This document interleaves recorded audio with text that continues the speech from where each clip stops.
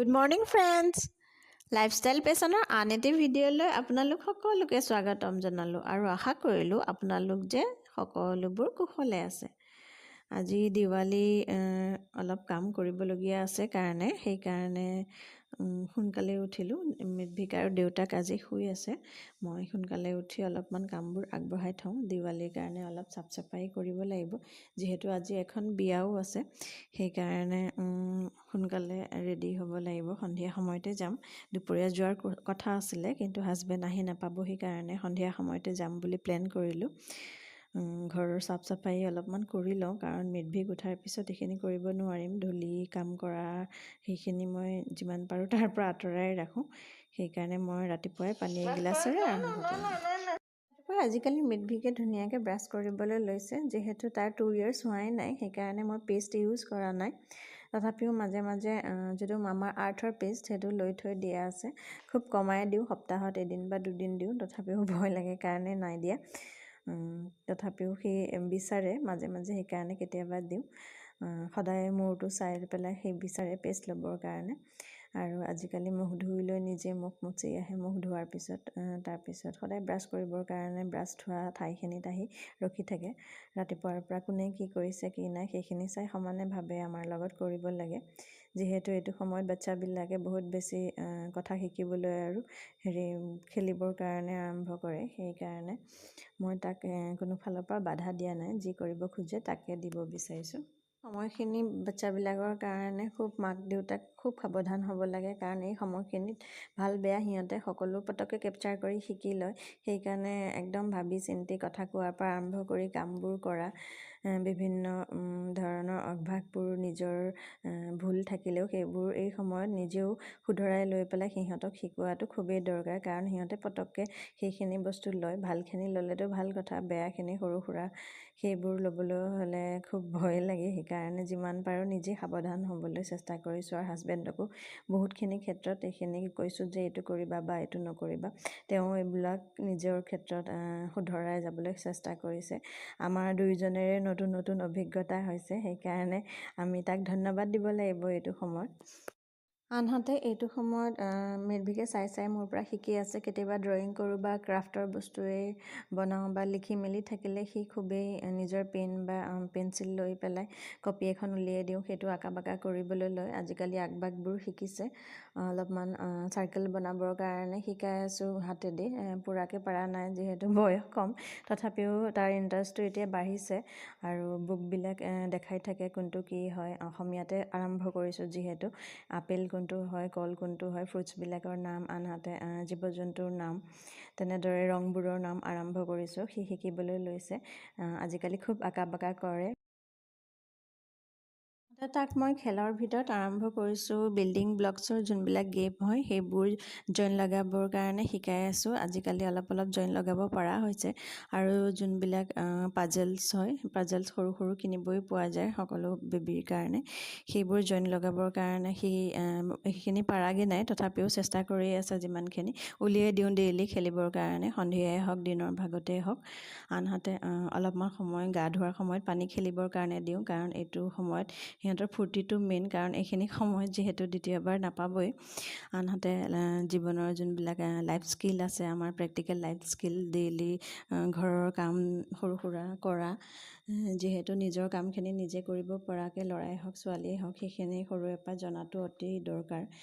তেতিয়াহে সিহঁতৰ আগ্ৰহটো বাঢ়িব নিজৰ কাম নিজে কৰিব পৰাকৈ। বেলেগক কৰি দিয়াৰ প্ৰয়োজন নাই, তথাপিও নিজৰ কামটো নিজে কৰিব জানিব লাগিব। দৰে কিছুমান সৰু সৰু কামৰ দ্বাৰা বেবী এক্টিভিটিছবিলাক তাক খেলৰ দ্বাৰা শিকাই আছোঁ। এডাল উলিয়াই দিয়া, ডিঙিত লাগি যাব তাকচোন। ন পিছত খেলি কৰি এই মাম খোৱা, ডিঙিত লাগি যাব দেই।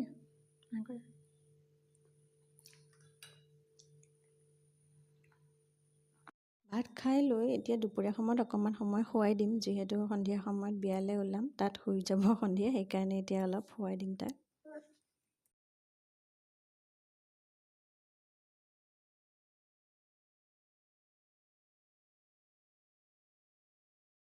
আবেলি চাহ খাই মিৰ্ভিকক আগতীয়াকৈ উলিয়াই দিলোঁ। হাজবেণ্ডৰ লগত অলপমান সময় খেলি থাকিব। মোৰ কাৰণ অলপমান সময় লাগিব, বিয়াত গ'লেতো অলপ সাজোন কাচোন আছেই। সেইকাৰণে মিৰ্ভিকক আগতে উলিয়াই ৰখালোঁ। সি অলপমান সময় খেলি থাকিব, ইফালে মই ৰেডি হৈ লওঁগৈ। হাজবেণ্ডো তাৰপিছতে ওলাব।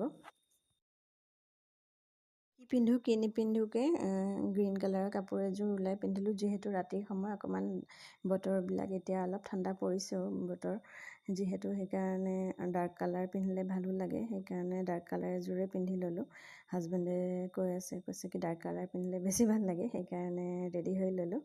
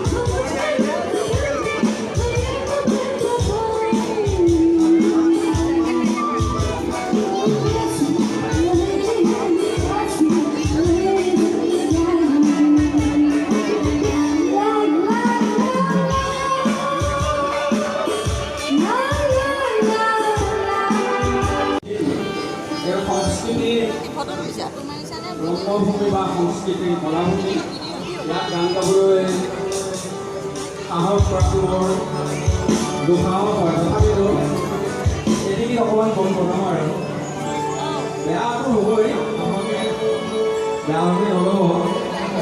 আৰু মোৰ কন্যা আকাংক্ষা আছে, তাই পিছত গাব। মানুহজনী ইমান বুজি ছোৱালী, তাই গাবলৈ ক'ব লাগে।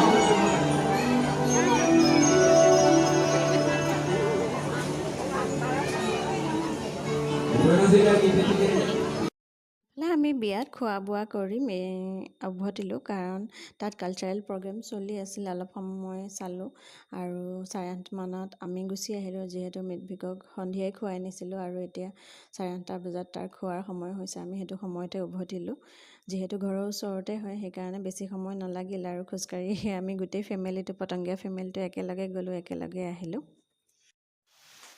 বিয়া ঘৰত গান শুনি প্ৰগ্ৰেম চাই মানুহবোৰ চাই তাৰ যিহেতু অলপমান টোপনিৰ সময় আহিছে, সেইকাৰণে অলপমান ফিউজ হৈছে লাহে লাহে। মায়ে কি কৰিছে?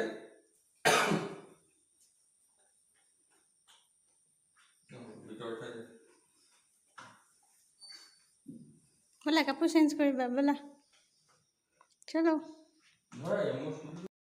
মিৰ্ভিকক খুৱাই লৈ হাজবেণ্ডৰ অলপ অফিচৰ কাম আছিল, তেওঁ সেইখিনি কৰাত ব্যস্ত হ'ল আৰু মোৰ এডিটিঙৰ কাম আছিল, সেইখিনি মই কৰি লৈ অলপ হেয়াৰ অইলিং কৰিলোঁ, কাৰণ কাইলৈ অলপ চেম্পু কৰিম, যিহেতু আজি বিয়াৰ পৰা আহিছোঁ আৰু অলপ ঘামি মেলিয়ে আছোঁ। চুলি গুৰিবিলাক ঘামিলে বৰ কিবা লাগি থাকে, খজুৱাই থাকে, সেইকাৰণে আজি অলপ তেল মালিচ কৰি লৈছোঁ, কাইলৈ যিহেতু চেম্পু কৰিম।